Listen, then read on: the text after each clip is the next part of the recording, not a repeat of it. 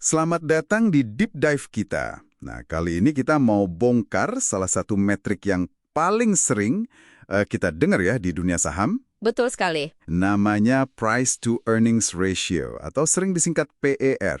Ini berdasarkan materi panduan komprehensif yang Anda bagikan. Iya, Misi kita simpel aja. Anda bisa pakai PER ini sebagai alat yang lebih tajam lah ya di kotak perkakas investasi Anda. Anggap aja PER nih kayak label harga gitu yang ditempel pasar ke kemampuan perusahaan cetak laba. betul. Label harga itu analogi yang pas. Dan panduan Anda kan detail banget ya. Mhm. Tapi kita fokus ke intinya aja nih, biar semua dapat pemahaman yang solid tanpa ya pusing duluan. Oke, siap. Kita mulai dari dasar banget deh. Apa sih PER itu? Intinya kan perbandingan harga pasar per lembar saham sama laba per saham atau EPS kan? Iya, betul. Pertanyaan kuncinya ku dini, pasar ini mau bayar berapa rupiah sih untuk setiap 1 rupiah laba tahunan yang dihasilkan perusahaan? Gitu kan ya? Kalau PR 20 kali, artinya pasar bayar 20 rupiah untuk tiap 1 rupiah laba. Tepat. Formulanya yaitu harga saham dibagi EPS. Atau kalau mau lihat skala perusahaan, bisa juga kapitalisasi pasar dibagi total laba bersihnya. Nah, ini jadi kayak jembatan ya, antara sentimen pasar yang kelihatan di harga saham sama kinerja fundamental perusahaan, yaitu labanya. Jembatan ya? Oke. Jadi kalau PER berubah, itu bisa karena sentimennya atau memang labanya? Bisa dua-duanya. Sentimen pasar naik turun kan harga saham goyang, PER ikut goyang. Atau ya memang fundamentalnya, laba perusahaannya naik atau turun itu juga ngaruh ke PER. Oke. Nah, saya sering dengar ada 2 jenis PER nih. Ada trailing PER sama forward PER. Mungkin kita bahas yang trailing dulu. Yang TTM itu. Kayaknya ini yang paling umum ya. Di IDX juga pakai ini kan? Iya, betul. Trailing PER atau TTM, Trailing 12 Months. Ini ibaratnya kita lihat lewat kaca spion mobil. Datanya pakai laba 12 bulan yang udah lewat. Jadi ya objektif, berdasarkan fakta historis. Kaca spion, oke. Masa lalu ya berarti. Betul. Nah, yang kedua itu forward PER. Ini kayak lihat lewat kaca depan. Dia pakai estimasi laba buat 12 bulan ke depan. Estimasi bisa dari analis, bisa dari manajemen perusahaan. Jadi ini lebih lihat ke depan ya, potensinya. Iya, lebih forward looking. Tapi ya namanya estimasi, pasti ada unsur subjektif dan bisa aja meleset kan? Pasti. Nah, menarik nih perbandingannya. Kalau misalnya forward PER suatu saham itu, angkanya lebih rendah dari trailing PER-nya, itu artinya apa ya? Nah, itu bisa jadi sinyal bagus. Artinya, pasar atau analis itu berekspektasi laba perusahaannya bakal tumbuh di masa depan. Jadi, harga sekarang kalau dibagi ekspektasi laba ke depan, hasilnya jadi lebih murah. Oh gitu. Sebaliknya kalau forward PER malah lebih tinggi. Nah, kalau itu perlu sedikit hati-hati. Bisa jadi pasar atau analis malah ekspektasi labanya bakal turun. Jadi, ya waspada aja. Perbedaan dua PER ini bisa kasih petunjuk lah soal sentimen ke depan. Oke, paham. Sekarang soal interpretasi angkanya nih. Sering banget dengar kalau PER tinggi itu, wah prospeknya cerah banget. Atau sebaliknya, PER rendah itu udah pasti murah meriah, layak dibeli. Gimana tuh? Wah, ini nih jebakan Batman paling umum soal PER.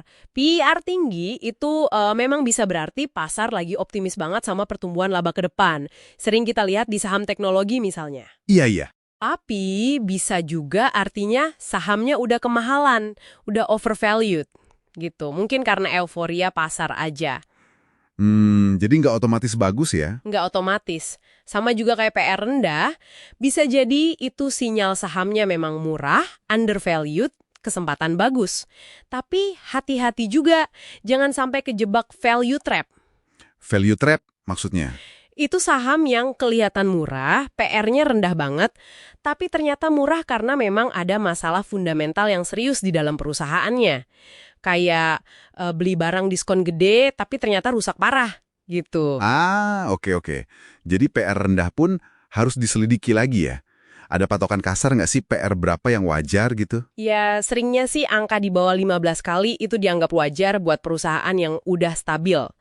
Tapi kalau udah rendah banget, misalnya di bawah 7 kali, wah itu perlu investigasi ekstra. Kenapa bisa semurah itu? Oke, terus ada lagi PR negatif. Kalau ini gimana? Kalau PR negatif, itu artinya perusahaannya rugi. Laba per sahamnya EPS negatif. Kalau udah gini, rasionya jadi nggak relevan lagi. Anggap aja ini lampu merah lah. Perusahaan gagal cetak untung. Jadi dihindari aja ya. Sebaiknya hindari, apalagi kalau negatifnya terus-terusan. Ini semua menggarisbawahi satu hal penting banget. PR itu butuh konteks. Nggak bisa dilihat sendirian. Nah, setuju banget. Konteks. Jadi nilai PR satu angka doang itu kurang bermakna ya. Kekuatannya justru pas dibandingin gitu. Persis, kekuatannya ada di valuasi relatif. Ada 3 perbandingan utama yang penting. Pertama, bandingkan secara historis. Historis maksudnya. Ya, bandingin PR saham itu sekarang sama rata-rata PR dia sendiri di masa lalu. Misalnya rata-rata 5 tahun terakhir. Lagi lebih mahal atau lebih murah nih dibanding standar historisnya dia. Oke, masuk akal. Kedua? Ini yang katanya kunci ya, perbandingan sektoral. Betul, ini kunci banget, wajib hukumnya. Bandingkan PR saham Anda dengan PR kompetitornya di industri yang sama. Kenapa? Karena perusahaan sejenis itu biasanya punya karakteristik bisnis, risiko, dan potensi pertumbuhan yang mirip-mirip. Jadi nggak bisa bandingin PR bank sama PR perusahaan tambang gitu ya? Nah, itu dia. Itu kayak ngadu kecepatan lari ikan paus sama cheetah di darat. Sama-sama hewan, tapi beda alam, beda ukuran, nggak apple to apple. Kalau PR saham Anda jauh di bawah rata-rata industrinya, bisa jadi sinyal undervalued. Tapi ya cek dulu kenapa, jangan-jangan memang ada masalah. Kalau jauh di atas rata-rata industri? Nah, itu butuh justifikasi fundamental yang kuat. Misalnya mungkin ROE-nya, return on equity, kemampuan cetak laba dari modalnya, jauh lebih tinggi dari pesaing. Itu bisa jadi alasan kenapa pasar berani bayar lebih mahal. Oke. Historis, sektoral, yang ketiga apa? Yang ketiga, bandingkan dengan pasar secara umum. Misalnya sama rata-rata PIR/ISHG, indeks harga saham gabungan kita. Ini buat ngasih gambaran aja. Saham Anda ini dihargai premium atau diskon sih relatif terhadap pasar keseluruhan? Sip. Jadi ada 3 lapis perbandingan ya. Historis, sektoral, pasar. Nah, ini kan PR populer banget ya, tapi kayaknya nggak sempurna juga. Ada keterbatasannya nggak sih? Oh, jelas ada. Penting banget buat tahu kelemahannya. PR itu bukan segalanya. Ingat, pertama, dia nggak bisa dipakai buat perusahaan yang rugi, PIR negatif tadi. Kedua, angka laba, E di PIR, itu bisa ya dipercantik lewat praktik akuntansi tertentu. Bisa dimanipulasi ya? Bisa diatur lah. Ketiga, PIR itu abai sama kondisi neraca. Nggak lihat perusahaan punya utang segunung atau enggak. Padahal utang itu risiko kan? Keempat, PIR bisa sangat menyesatkan buat industri yang siklikal kayak komoditas batubara atau CPO. Kenapa tuh kalau siklikal? Nah, di industri siklikal, laba itu bisa naik turun drastis tergantung harga komoditas. Pas harga lagi tinggi-tingginya, laba membengkak. PIR jadi kelihatan rendah banget. Orang pikir murah, padahal itu di puncak siklus. Justru bahaya. Sebaliknya, pas harga anjlok, laba tipis atau rugi, PIR jadi tinggi banget atau negatif. Kelihatan mahal, padahal mungkin itu justru dekat dasar siklus. Potensi naiknya ada. Wah, iya juga ya. Jadi kebalik gitu ya logikanya kalau di siklikal? Betul, makanya bahaya kalau telan mentah-mentah angka PIR di industri siklikal. Oke, jadi kesimpulannya jelas banget nih. Jangan pernah pakai PER sebagai satu-satunya dasar buat ambil keputusan investasi ya. Persis, itu poin utamanya. Jangan pernah gunakan PER sebagai bagian dari analisis yang holistik, yang menyeluruh. Lihat juga rasio lain, misalnya PBV atau price to book value, bandingin harga sama nilai buku asetnya. Lihat juga DER, debt to equity ratio, buat ngecek seberapa besar utangnya. Dan yang tadi kita sebut, ROE, itu penting banget buat lihat profitabilitasnya. Faktor kualitatif juga penting kan? Kayak manajemennya gimana, bisnisnya punya keunggulan apa. Banget. Faktor kualitatif kayak kualitas manajemen, model bisnis, keunggulan kompetitif, atau moat-nya itu nggak kalah penting. Jadi anggap PR itu sebagai titik awal aja buat investigasi lebih lanjut, bukan kesimpulan akhir. Sip, jelas banget. Jadi rangkuman deep dive kita kali ini, PR itu alat bantu valuasi yang berguna banget, Tapi kekuatannya baru keluar kalau kita paham konteksnya, cara bandinginnya yang benar, dan sadar sama keterbatasannya.